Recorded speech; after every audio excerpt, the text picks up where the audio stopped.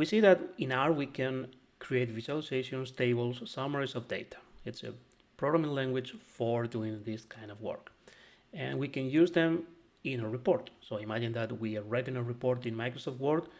The way to proceed would normally be like copy pasting somehow the figures or the tables into the document from R or RStudio into the document. If you use LaTeX, then it would be something like saving the plots and the visualizations in some file, some image file, and then including some commands in LaTeX to include those files into the document. But the thing is, if we make some change in the R code, something maybe important like fixing a mistake in the analysis, or maybe something not that important like changing the color of some points, incorporating those changes into the report is going to be a very tedious and slow task because we have to kind of manually incorporate those changes into the document. So, is there a better way to put together the R code and the report? There is, and it's called R Markdown. So, on the one side, we have R, which is a programming language for statistical computing. We know that. On the other hand, we have Markdown, which is a lightweight plain text formatting language. Essentially, it means that the formatting of the contents of a document is going to be right there next to the content, everything in plain text. So the content and format are together in the same document, and this document can be kind of compiled into other formats like PDF, HTML, Word, etc. If you're familiar with LaTeX, it would be something like LaTeX, and then you can compile to PDF. But for those of you who are not familiar, here we have some example on the left. So the way in Markdown to specify that something is a heading is with this. We have the hash code and we have the title, and that would compile into something like we see here, a title of a document. We have paragraphs, just regular text. If we want to have a subheading, then it would be 2 hashes and it would compile into something like that. Of course, we can do some formatting, like include some bold text in boldface. We do that with the 2 stars in the beginning and 2 stars in the end. We can have text in italics with the underscore. It will compile into this thing. We can even have formatting specific for showing source code, so we can do this with the ticks, so this tick and this tick. And of course we can have lists, enumerations, etc. Something like dash, then some text, dash, some other text is going to compile into this bullet list.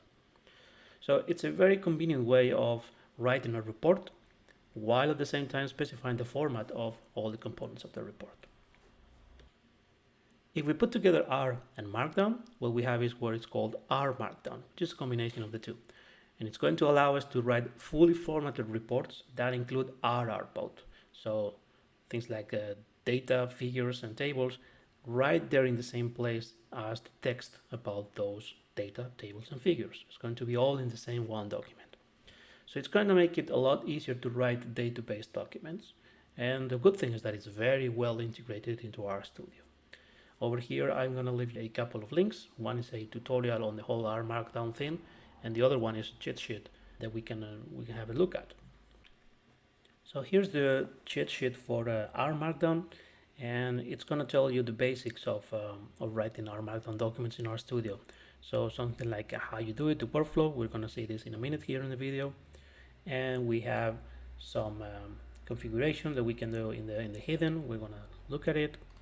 But the most important part is here, how to embed R code into the document, and then some important options for configuring things like how to display plots and whether we want to show a particular piece of code, yes or no. Here are some formatting options like what we saw, headers, lists, how to show links, etc. And a whole lot of options depending on whether you want to compile your document into HTML, PDF, Word, etc. So let's take a look. So again, here I am in my working directory. Let me open the RStudio project. I'm going to open a new R Markdown document, or going to create a new one, and I can do that from right here. R Mark document. Now, if this is the first time that you do this, RStudio is going to tell you that you're going to need some packages in order to compile R Markdown documents. and it's exactly what it's telling me. We need some packages like Knitr, Markdown, string art, etc. So let's just go ahead and install them. It's also installing some dependencies. And again, remember that we only need to do this the first time that we want to install a package. So it's asking me which kind of document I want to have. This is just going to be a regular document, a report. Let's give it a title, bridges. Yes, that's me. And let's compile into HTML because it's going to be simpler. To compile to PDF, we're going to need some other packages. Let's just do HTML, it's simpler. So if I create a new document, this is the structure that it's going to have. Let's separate it in two. This is the header of the document where we have some metadata like what's the title, the author, date, etc. And then we have the content of the document. You see it's divided by these 3 dashes. So over here we can change whatever we want. So for example, I'm going to say this is actually data about Pittsburgh bridges. That's right. And I'm going to say this is actually September the 5th, written with the full month. And yes, I'm going to compile in HTML. So the way we do a document here in our Markdown is basically we write the contents in Markdown syntax, and then whatever we want to insert some piece of R code, then we do it this way. We do 3 ticks. We specify this is R code, the code, and then we close with another 3 ticks. So let me just delete all these. Those were just sample text, sample lines. Let me start from here. The first thing that we have is this chunk of R code in which basically we're setting some configuration, some parameters for the whole document. Let's just leave it like that. Don't worry about it. And let's start with a title. So something like bridges data. And what I want to say here is our dataset consists of how many rows? I don't remember. So let's come here to the console and read the data. So I know I'm gonna need to load the library RIO. Let me load bridges and bridges clean. So what's the dimension of the data? We have 37 observations and 11 columns, no, 10 columns. So consists of 10 properties of 37 bridges in Pittsburgh, Pennsylvania. Okay, so of course, as we write our report, we are going to want to include some more data, some more information, but for now, let's just leave a placeholder here in boldface. Here we would provide more information about the dataset, but for now, let's just forget about it. Now, let's say that I want to start compiling this document and see what it looks like. There's 2 ways of doing that. You can come up here and say nick the document, or do the shortcut Ctrl-Shift-K, which is going to be shorter. First, it's going to ask me to save the report. So let me just create a new folder, reports, and call it bridges. So you see now here on the right side, it was doing something. It was actually compiling the document. And over here, we have what the document is going to look like. And we see that it's looking good. So we have some well-formatted document given this source RMD document. So let's continue. Maybe something that we want to do is to actually show what the data looks like. Let's do it over here. Now the way to do it is, well, we need to insert a piece of R code to just show the table. And the way to insert a new chunk of code is here. We insert code for R. Now again, between these 3 ticks, we can include any R code that we want. So in our case, let's just show the bridges data. And if we compile, it says, there's an error. There's no such bridges variable. And this is the perfect point to tell you again about R sessions. So you see over here in the console I was using this bridges variable, but there appears to be some problem with the variable in the R Markdown document. So what's really going on? So here we have our computer again, and on the left side we have what's installed in it, and on the right hand side we have what's running on it. So one of the things that we did right now was installing the R Markdown package. So it's right there. We open RStudio, we know that opens a new session of R, which is in this case, as you see, attached to the console of RStudio, the base packages. What we did was load RIO, ggplot2, and one of the things that I did was read the bridges data. So I have here a variable bridges. Now, when we compile a document, an R Markdown document, when we need it, it's actually going to be compiled in a separate R session. So RStudio is going to open a brand new session of R. You see it's session number 2, and it's going to compile the bridges RMD document. So it loads the base packages, and it loads also, you see, the R Markdown package. So even if I had the bridges variable here in this R1, it's not in R2. So we have to load the data in this new R session. It has to be part of the document, the R Markdown document, this process of reading the data. So of course we first have to load packages RIO and later ggplot2 from within the document, read the data again. So we have to read variable bridges in here, and then we can start working with it. Again, because it's two separate R sessions. Once the document is compiled, then we're going to have the bridges HTML data. And if we compile again, it's going to be, see, a new R3. And we compile yet another document. It will be yet another new session of R. So every time we compile, it's going to be a brand new session of R. Anything that has to happen for R to understand what we want to do has to be written in the document. So let's come back here to the document and load the libraries. RIO, ggplot2, okay, and we read the data. So this is going to be temporary folder bridgesclean.csv. Okay, so let's compile again.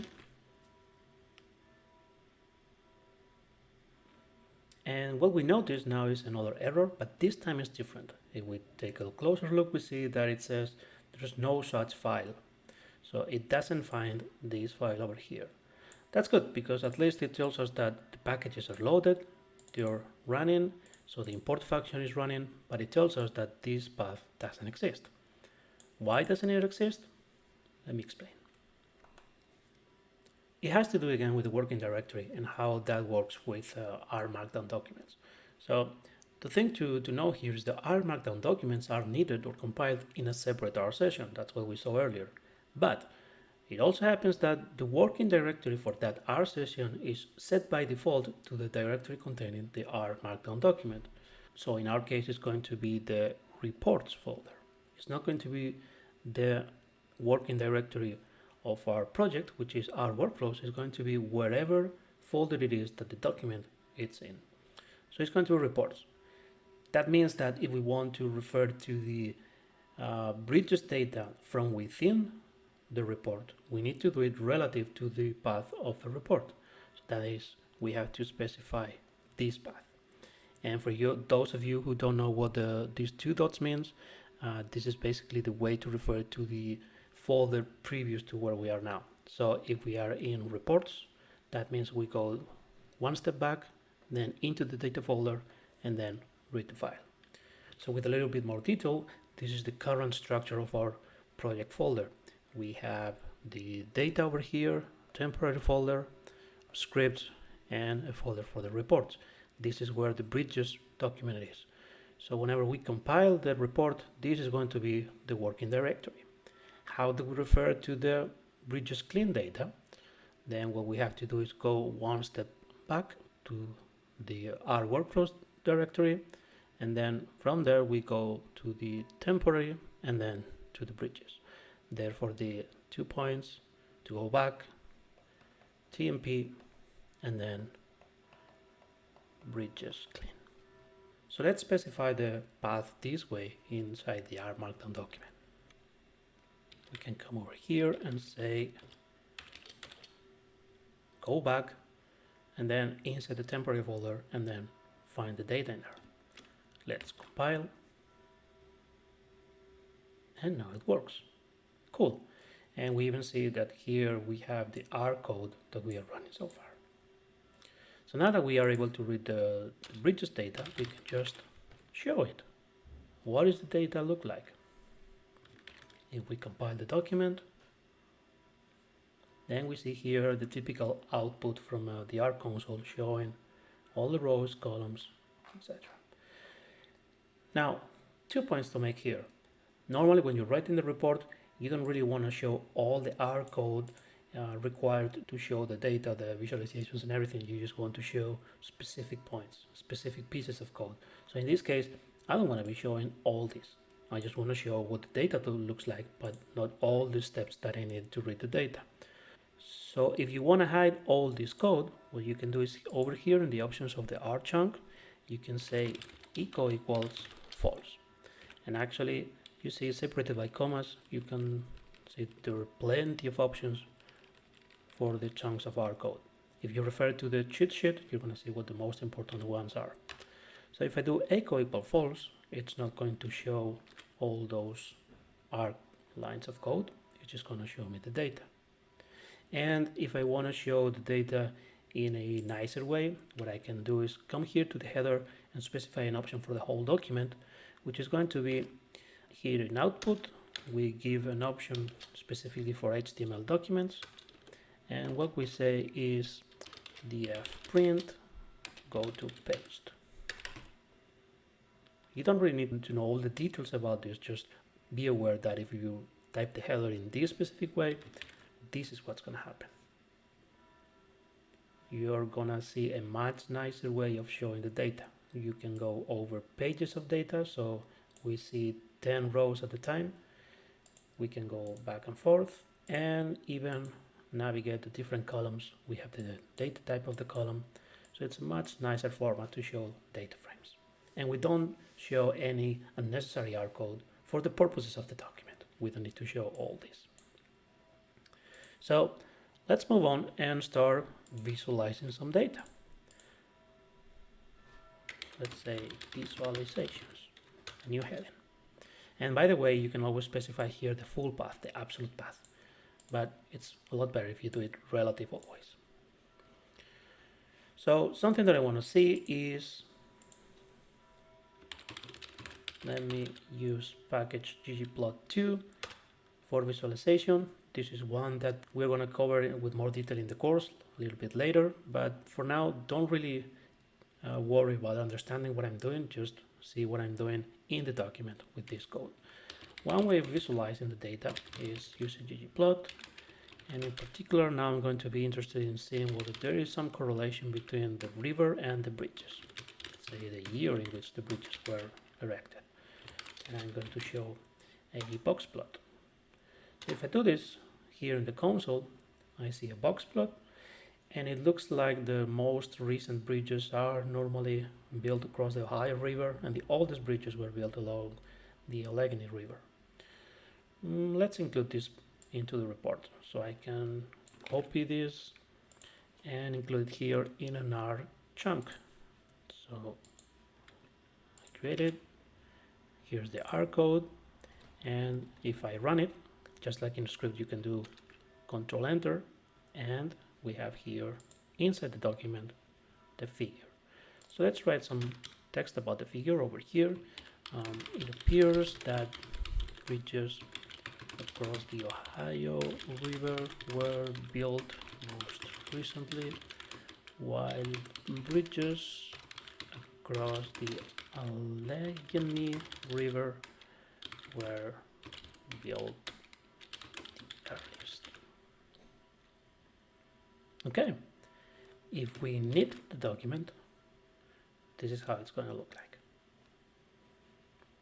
We have the heading, we have some text, and then we have here the R chunk and the plot that it generates. If I want to hide again the code that generated this plot, I can do echo equal false. But for the purposes of knowing our markdown, let's just keep it to see exactly what we're plotting and how we plot it. Maybe something else that we could see is if there is some correlation between the year of the building, of the bridge, and the length of the bridge. So let me insert here a new R chunk and plot with the variable bridges. I'm going to show a scatter plot. So on the x-axis I'm going to have the year the bridge was built, and then on the y-axis I'm going to have the length, and I'm going to show a scatter plot. If I run it, no, it doesn't seem to be any correlation. There might be a negative correlation, maybe. That could make sense. Let's say, so what we could see is there is barely any correlation between the construction year and the length. Maybe a negative correlation, suggesting that earlier bridges were more of a necessity and newer bridges are more of a commodity. I don't know, I'm totally making it up, but it makes sense to me. Okay, maybe also let's show the river. Okay, so that we know that this outlier here is a bridge in the Ohio River. Okay, let me now see if there is some correlation between the year the bridge was built and the number of lanes. So presumably newer bridges should have more lanes to accommodate for more vehicles. So let's show a scatter plot, and again let's show the river with different colors. And yes, indeed there seems to be this correlation that newer bridges contain more lanes. Of course it's not perfect, but there seems to be this case. And along the Allegheny River we have at most 4 lanes. Okay, let's write something about it. So we could see, however, it looks that newer bridges have more lanes. This may suggest better construction technology that allow for higher traffic and higher needs to support motor vehicles. Again, I'm totally making it up, but for the purposes of showing our markdown is fine. And that's pretty much it. Let me compile the document again. You see now here in this panel, let me show you. In this panel, we see what the output is while compiling this document in a separate R session. So we have a nice looking document. Maybe something that we want to do is change the size of the figures because maybe they are too big, and center them in the page. If you look at the chat sheet for our markdown, you're going to see how to do it. But we have here some options. These are options set for the whole document. And let me just show you. There is a parameter called field width, the width of the figures. Let's make them 4 inches. And then the height, let's make them 3 inches. And then figure dot line, let's make it center, so that the figure is now centered. By the way, this is in quotes. So if I compile now, yeah, this looks much nicer. If we look at the hard drive, what we see is that in the reports folder we have the source document, this thing that I'm editing here, and we also have the output of the compilation, which is the bridges HTML page, which we can see over here. So this will be a report that you can, for instance, hand in as a submission for the course project. Of course, we can also make a PDF document, and it's now going to go through a different process, but in the end produce a PDF file. Here it is. It looks like this. So we have table, figures, etc. So you see the format is not so nice, but hey, it's a PDF.